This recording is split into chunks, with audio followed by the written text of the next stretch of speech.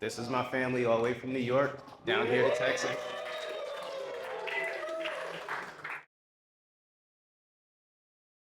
How's everybody doing tonight? Good evening and welcome and thank you for being here at Pencil on Paper Gallery.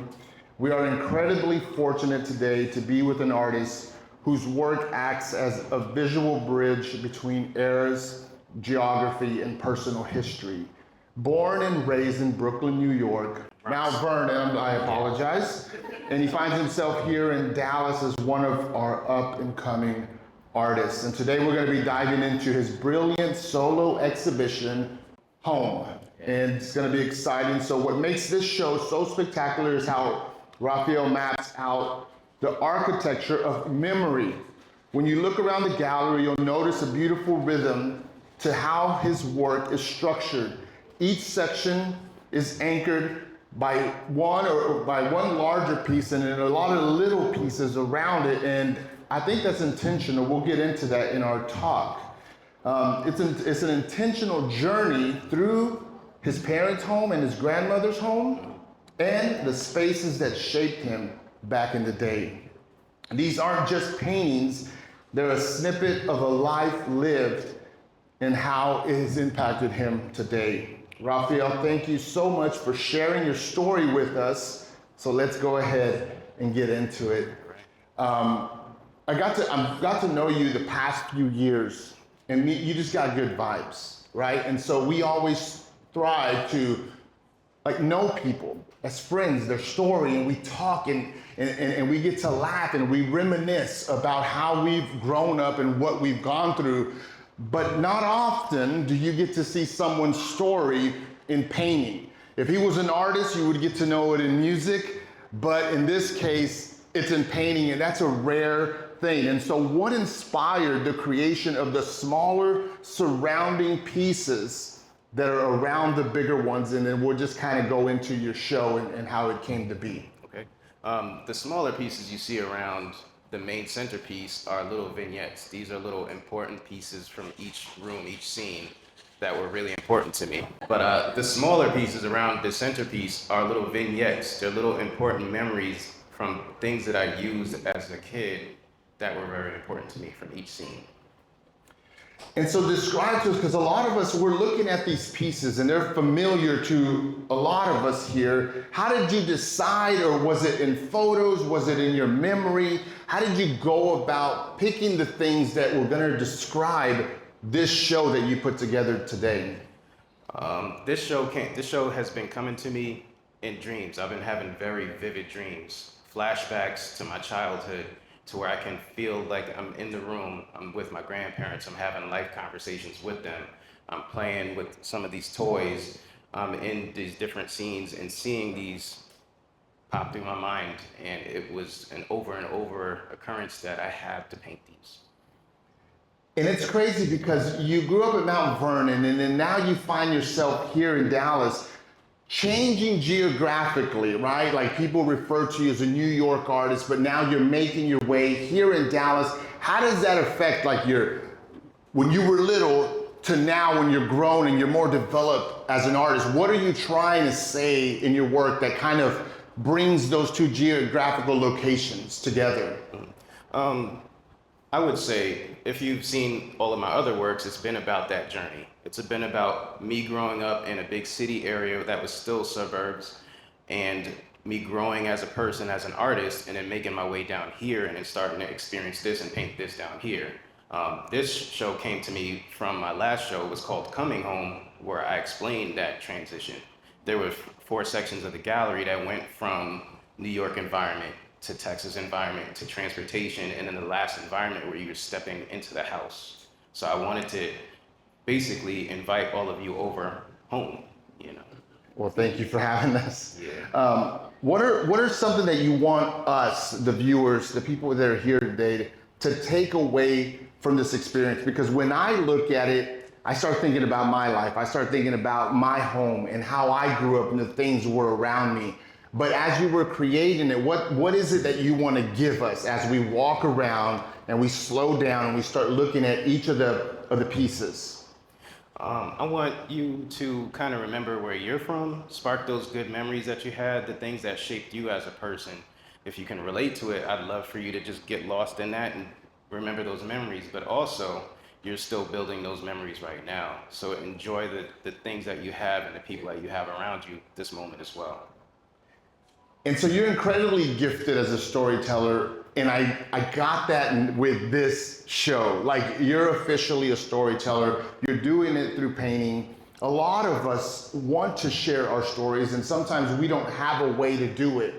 So what inspired you to say, I want to go ahead and share some of my personal stuff, and how would you encourage us to maybe find an avenue to share a little bit of the things that affected us and made us who we are today? I would say the thing that helped me open up and share my stories and do my artwork was just constantly doing this every day. Just experimenting, failing at things, messing things up, trying it again. And then I was able to sharpen my swords and being able to tell a story better. I would say whatever craft that you're into doesn't have to be music or art. Whether you like to write in your notebook, your journals, do that daily. That's like a good document of who you are, and it helps clear your mind out. You know, it's good meditation as well. So This one's a little tough, but I'm going to ask, all these have specific timelines that you went through. Which one was, would you say, the hardest or maybe the saddest one to paint? And I ask that because in art, it's such an emotional experience. Now, I can't even imagine from the artist's perspective, let alone what we feel when we're seeing it. So if you had to pick one that was the hardest, that you kind of had to confront some stuff, what was that stuff, and which one, what piece was it? I already know that one off the bat. It's the kitchen. Yes. That's Which is the yellow one, the yellow? The yellow series, yes. That is the area that I spent all of my days, whether it was with my grandmother, watching her cook, asking her about life, watching her use the spices, or watching her game shows. Then it turned into spending a lot of time with my mother while she did the same thing in that very place. That one was the heaviest for me to do because it was pulling a lot of very, very big, heavy memories with me, that I can feel like I'm still there. You know?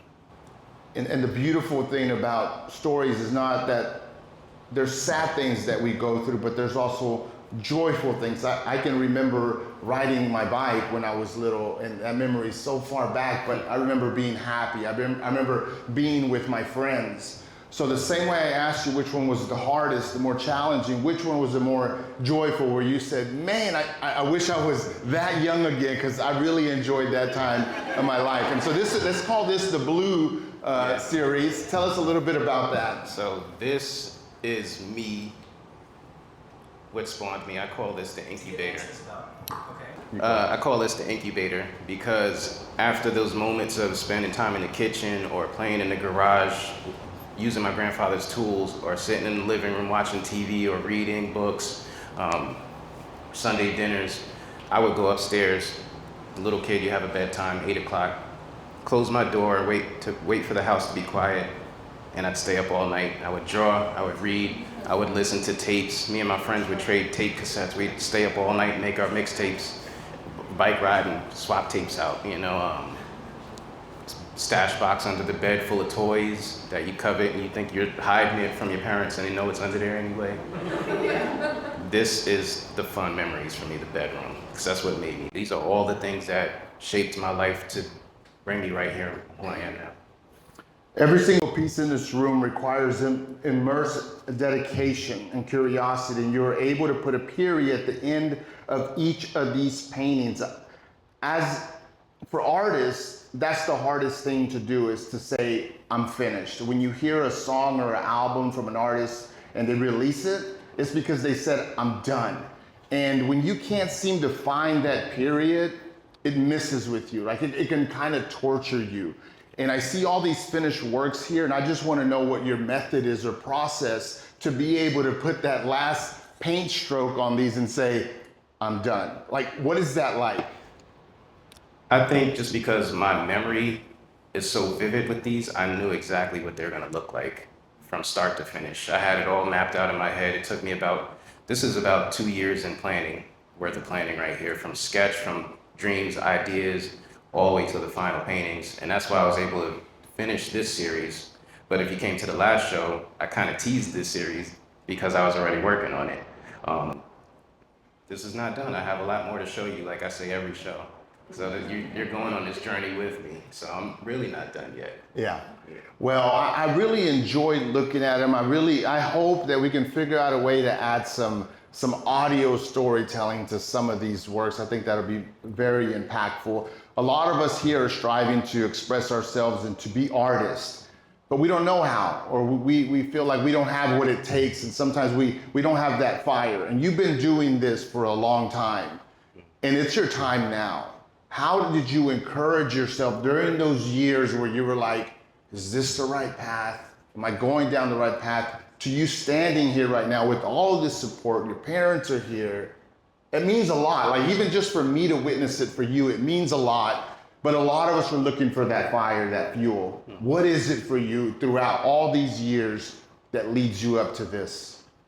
I would say just doing it, doing what felt good, what made me feel good, and that's producing the artwork.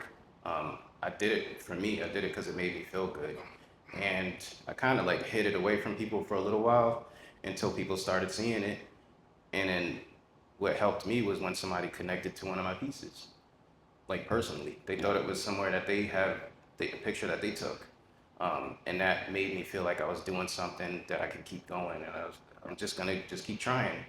It takes a lot of failure too, but I'm just gonna keep trying and just keep producing. Yeah.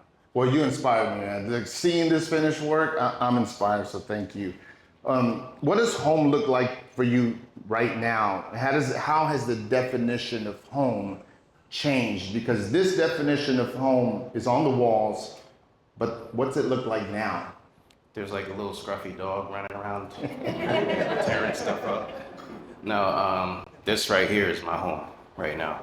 Yeah. You guys in this room, home isn't a building, it's where you are. It's where your heart is. You know, it makes you feel comfortable every day. That's home. If you had to choose one object because this is a different type of installation here. Yeah. What object would you pick from that and why? I can imagine the process of having to pick all of those, but if we had to focus on one, what do you want it to say to us? What is it saying to you? Why did you pick it? I could answer that easy. I'm a sneaker guy. Yeah. So that sneaker up there. Just because when I was a kid, I was obsessed with sneakers. I would ride my bike, I'd get all my friends, we'd ride to the sneaker store and just drool over the newest Jordans or Scottie Pippens, and I would beg my parents for them. Can I get them? And they're like, we're not gonna get you $150 pair of shoes to play. You got to work for that. You got to show us good grades. You got to do that. And then it was something that I coveted.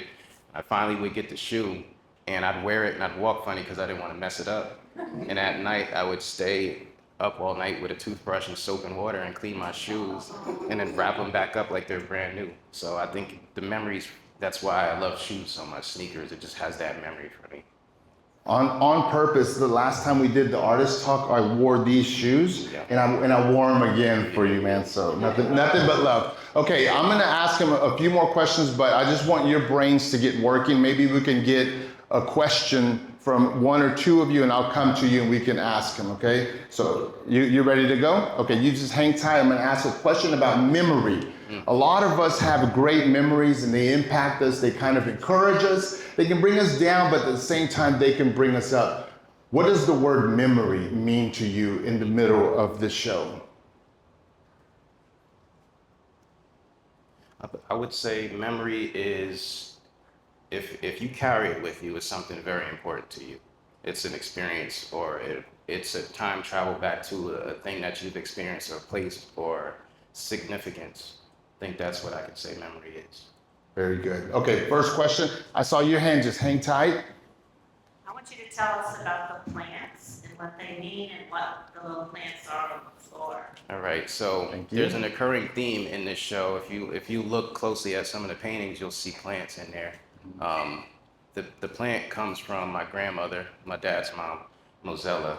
That's the spark of this show. She had this little baby plant that she grew from a seedling. It got bigger, bigger.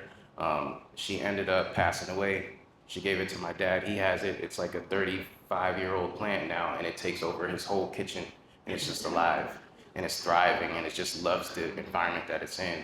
And I kind of use that as the significance of growth, of our growth, who we are. You know, we start from a little seedling.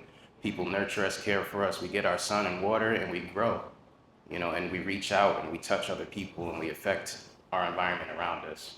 So, Mama Mozella is the spark of this show. My memories. I just painted that one randomly one day, and it sparked the fire for this whole show. It brought me back. The one right under the word home? Yeah. Very good. And with that, we have from pencil and paper here, we have a gift for the first 100 people that are here. We have a little clipping of the plant for you to take home. When we get that plant and we plant it at home, what's a thought maybe that you want us to have as we have to nurture it and water it and look after it? But what do you want us to take home from planting that plant? I want you guys to start your own journey and have that plant and pass it on to your loved ones when it's huge one day. Very good. Thank you. I have a question and a compliment. The question is, how do you determine the number of smaller pieces around each piece? Is it done by number or by perception? I kind of had this planned out. There were some that didn't make it because of time, so that also helped. But this was pretty much mapped out. I knew I wanted a certain amount around each one of them. Some of them have more than the other ones, just because I think the amount of time that I spent in those rooms. Did you have a compliment? Yes, the compliment is the detail with the smaller things like the doily, the lace in the doily is striking. It looks like an actual doily and not a painting. Mm-hmm. And the carpet underneath this Nike looks, the shag of the carpet is so precise and exacting. It's incredible. Thank you. Thank you. Thank you. All right, I want to get someone in the back. Raise your hand and I'll come to you. If you got a question, I see a hand. I'm coming. Excuse me. Y'all can just kind of part away from me real quick. Thank y'all. Let's make this interesting. Usually the people in the back don't get to ask. Whose hand was it? You were waving me to get a drink. Okay, is there anyone else as I'm walking through? Right here. All right. Okay. Oh, Josh. Which of your fellow artists are currently inspiring you with either their dedication or their passion or perhaps maybe It's an inside joke just here. their support? You, Josh.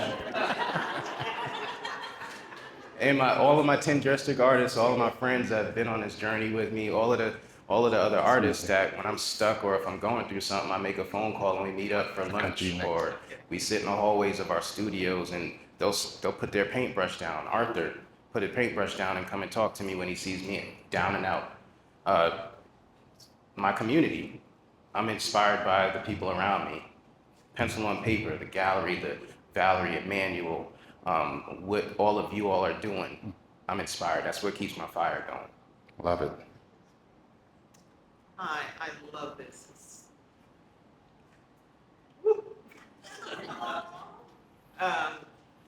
So how did you start? When you were 2, did you pick up a pencil, what crayon? Was it 5? Did you start painting? Did you draw? Did you color? I don't know exactly what age I was, but I come from 2 artists. Oh. My mother and my father. My grandmother was a seamstress that had the plant, so I kind of come from a family of people that work with their hands and are creative, and they always push me. But I have vivid memories of going to night school with my mom. She's sitting up at her desk painting. I'm a little kid, and instead of just crayons, she would take her art supplies and give them and let me paint with them. I would spend the weekends with my father and his cousin. They do murals. Some of them not legal, but they did murals, and I would look through all of the black books and look at all of the designs and the color, and they would do the same thing, give me the markers and paper and pen and just let me go. And this is before I can write. I can actually write. So my family just kept feeding me art supplies or whatever I was interested in. They kept feeding me that, and that kind of Started at the age of 2.5. 2.5. Yeah. Okay. Is what's your mom's name? Adele. Adele. Is there any piece in here that really stood out to you that you like? I love this piece. I know they're all great, but is there any particular piece that spoke to you? Fireplace. The fireplace. What color is that one? With the flag on top. The flag on top. The very top Very of the good. living room. How he got that from memory. Yeah. Look at that, and I'm standing in front of that Yeah. fireplace.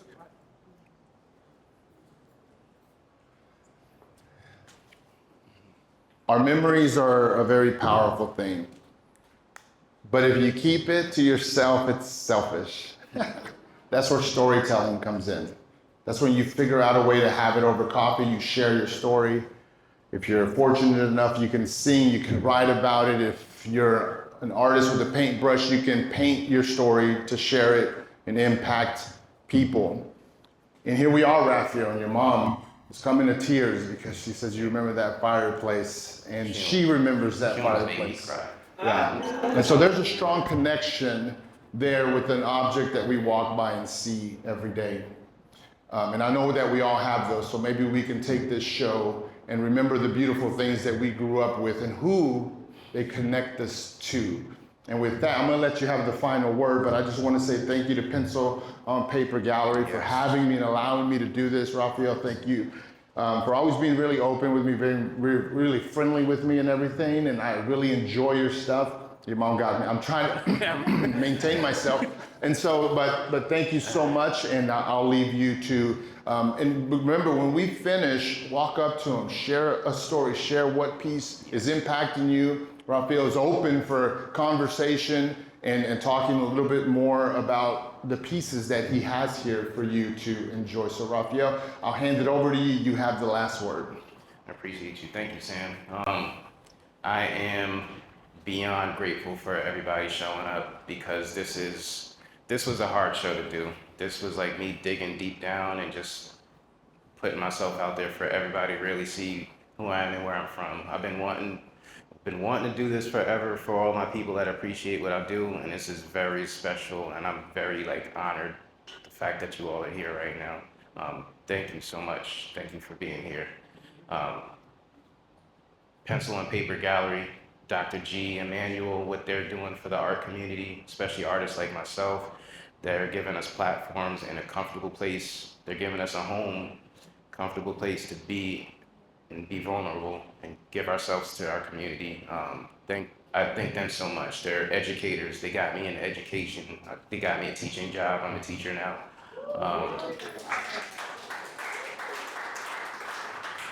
Whatever they need, whenever, I'm there for them.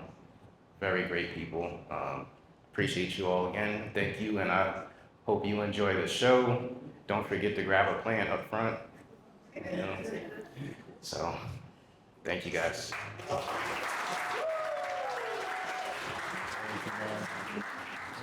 Great conversation.